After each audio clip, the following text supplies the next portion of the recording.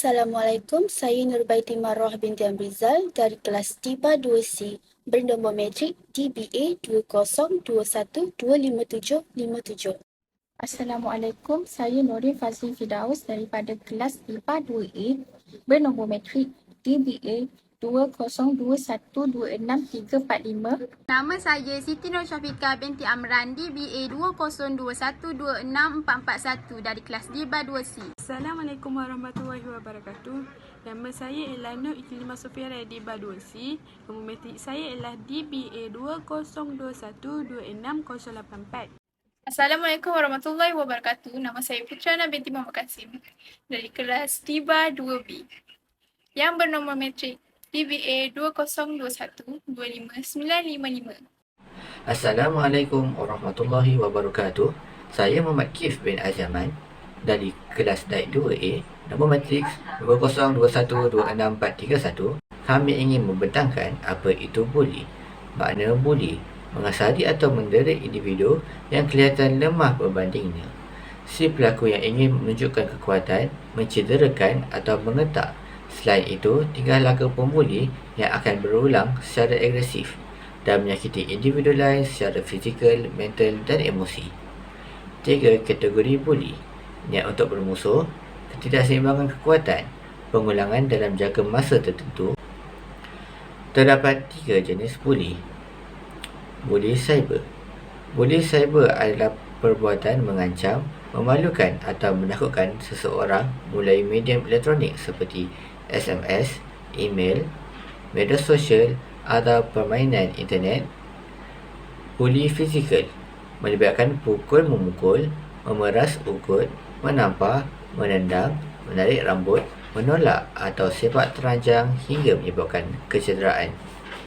Buli mental lebih kepada ejek-mengejek. Misalnya, jika nama pelajar atau nama bapa pelajar agak luar biasa, maka itu akan dijadikan bahan ejekan bagi pelajar yang membuli.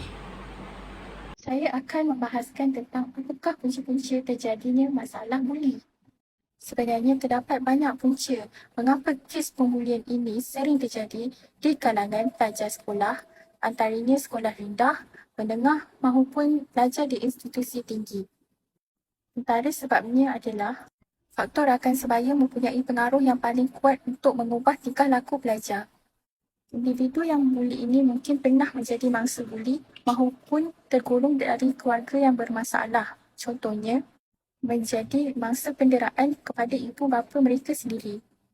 Oleh sebab demikian, mereka ingin melepaskan segala dendam dan perasaan tidak puas hati kepada orang lain.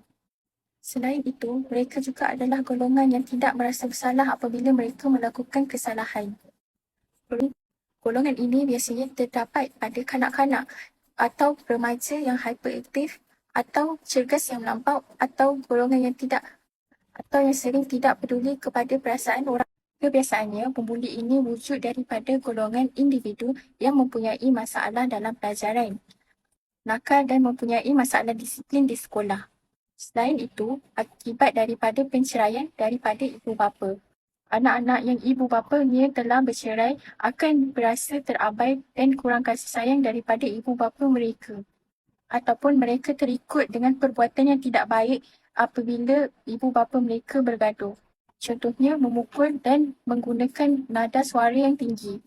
Selain itu, terlalu manja dengan ibu bapa mereka. Anak-anak yang selalu dimanjakan oleh ibu bapa ini akan mendorong mereka untuk menjadi pembuli. Ini kerana mereka merasakan mereka melakukan perbuatan yang betul dan tidak akan dimarahi oleh ibu bapa mereka. Buli juga boleh terjadi hanya untuk menghilangkan rasa bosan dan berseronok. Ramai yang beranggapan perbuatan buli ini hanya melibatkan pelajar lelaki. Tapi ia silap, pelajar perempuan juga turut terlibat dalam perbuatan tersebut. Biarpun peratusannya yang sedikit, namun perkara tersebut dapat mendorong kepada perbuatan yang lebih serius jika tidak dibendung. Buli di kalangan pelajar perempuan biasanya melibatkan ejekan daripada segi fizikal. Buli di kalangan pelajar perempuan biasanya melibatkan ejekan daripada segi fizikal. Contohnya, sekiranya seorang pelajar itu mempunyai badan yang berisi dan berkulit gelap, mereka akan menjadi sasaran kepada para pembuli. Jika tidak dititik beratkan tentang kes buli ini, ia akan memberi beberapa kesan kepada pembuli dan mangsa yang dibuli. Kesan untuk si pembuli adalah apabila dewasa kelak, kemungkinan besar akan menjadi penjenayah. Selain itu, mereka akan bertindak agresif apabila dewasa seperti merogot, merompak dan atau menjadi seorang yang pendera.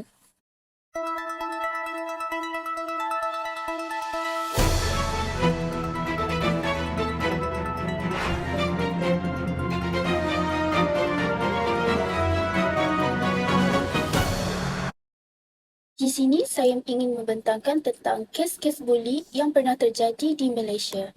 Antaranya adalah kes pelajar perempuan tingkatan 1 dibantai separuh mati. Pada 12 Mei tahun 2021, Malaysia telah dihebohkan dengan kes pembulian pelajar perempuan tingkatan 1 yang dibantai oleh rakannya sendiri. Mangsa telah dipukul separuh mati atau lumpuh separuh badan oleh 2 orang pelajar perempuan yang lain di sekolah Bukit Beruntung, Rawang. Setelah mendapat rawatan susulan di Hospital Selayang, mangsa telah didapati mengalami kecederaan hampir ke seluruh tubuh badan dan tidak mampu untuk bergerak langsung. Setelah disoal siasat, pihak berkuasa mendapati bahawa kes pembulian itu terjadi akibat kesalahfahaman antara mangsa dan pembuli.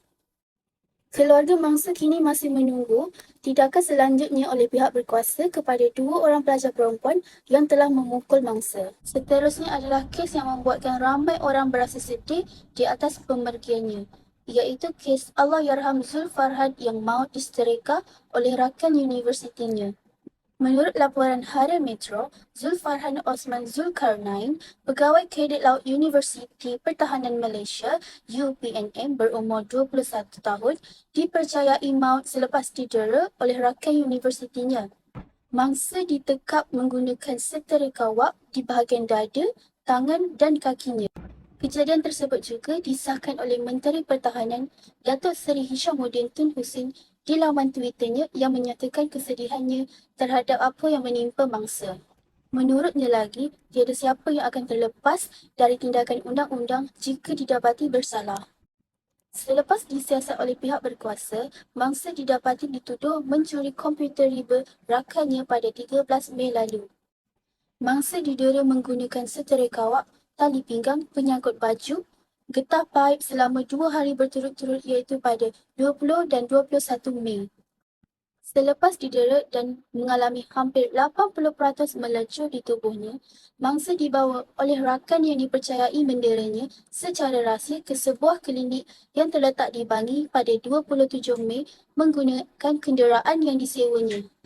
Mangsa kemudiannya dibawa ke sebuah apartmen yang terletak di Sepang dan apabila keadaan mangsa semakin nazak, mangsa dihantar ke Hospital Serdang untuk menerima rawatan kecemasan. Sebaik saja tiba di Hospital Serdang, mangsa disahkan meninggal dunia pada jam 10 malam. Kes Allahyarham Zul Farhan yang berlanjutan selama 4 tahun membuatkan ayahnya mengalami sakit jantung akibat penat mengulang-alik daripada mahkamah. Hakim Mahkamah Tinggi Datuk Azman Abdullah dijangka membacakan keputusan di akhir kes pembelaan pada jam 10 pagi hari Selasa.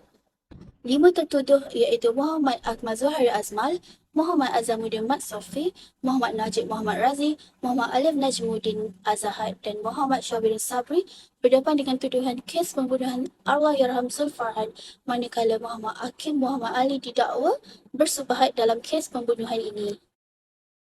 Saya akan membentangkan tentang sudut pandangan Islam terhadap buli. Berdasarkan sudut pandangan Islam tentang buli, sabda Nabi SAW pernah berkata, orang Islam ialah orang yang saudara sesama Islamnya merasakan aman daripada gangguan idah dan tangannya.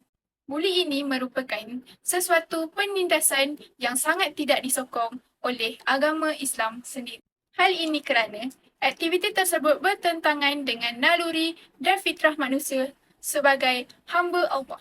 Sebagai seorang umat Islam, kita perlu melakukan perbuatan yang positif dan tidak melakukan perbuatan yang boleh memudaratkan diri kita sendiri.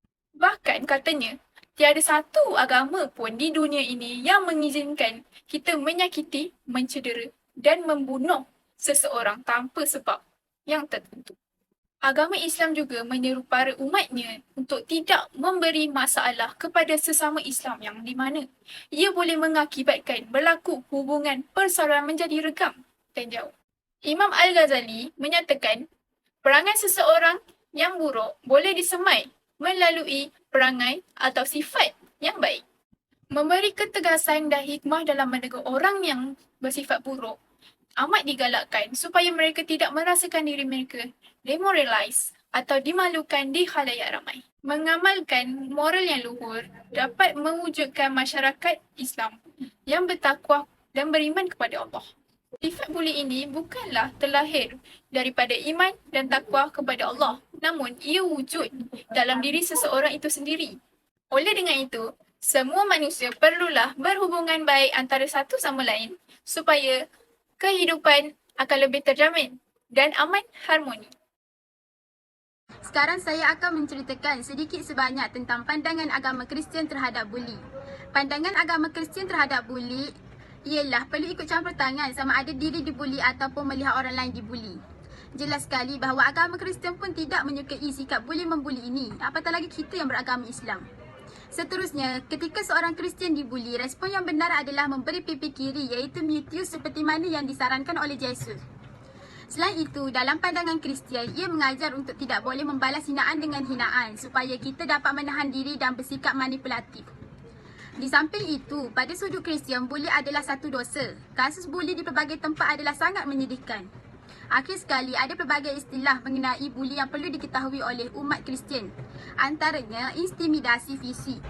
Intimidasi fisik ialah buli yang berbentuk kekerasan badani seperti mendorong, memukul dan meludahi. Dan intimidasi emosional pula adalah buli yang melibatkan faktor-faktor lain selain interaksi fisik. Contohnya penghinaan, komentar yang menghina dan memberi nama panggilan yang membodoh-bodohkan.